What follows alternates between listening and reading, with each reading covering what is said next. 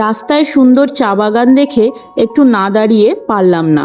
আগের ভিডিওতে জানিয়েছিলাম যে আমরা গরুমারা ন্যাশনাল পার্কের কাছাকাছি একটি রিসর্টে ছিলাম। সেখান থেকেই সকাল সকাল বেরিয়ে পড়েছি। যাবার পথে এত সুন্দর সবুজ চা বাগান দেখে মনটা খুশি হয়ে গেল।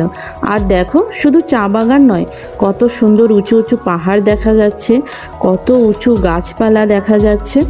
এসব দেখতে দেখতে চললাম আমরা আমাদের পথে।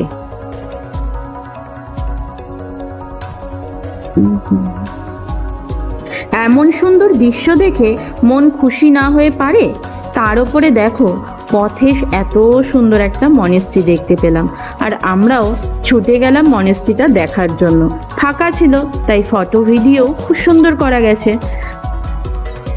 মনেস্ট্রির বাইরে এই পতাকাগুলো কি সুন্দর লাগছিল। এবার চললাম আমরা ঋষভের পথে। কতবার যে ফোন বন্ধ করব আর খুলব বুঝতেই পারছি না। কোনটা ছেড়ে কোনটা আমি ভিডিও করে রাখবো সেটাও বুঝতে পারছি না। এত কি আর ভিডিও করে রাখা যায় বলো? এখন পৌঁছে গেছি লাভা পাইন ফরেস্ট।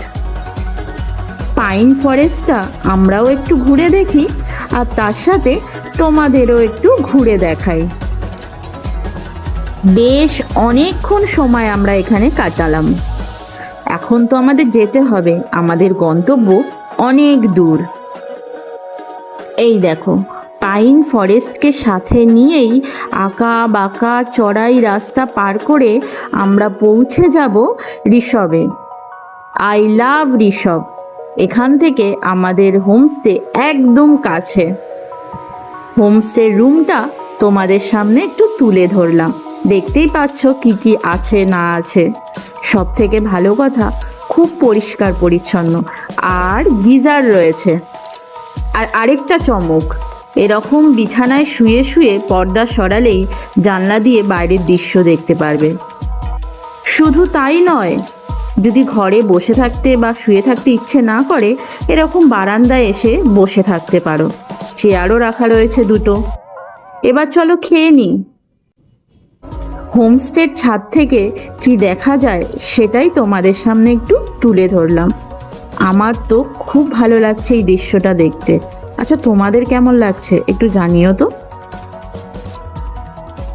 আমরা রেস্ট করে সন্ধে নামতেই চলে এলাম আবার ছাদে। ছাদ থেকে কি মায়াবী লাগছে না? আগের দিন আমরা তাড়াতাড়ি খেয়ে দিয়ে শুয়ে পড়েছিলাম, কেন কি রাতে তো আর কোথাও যাওয়া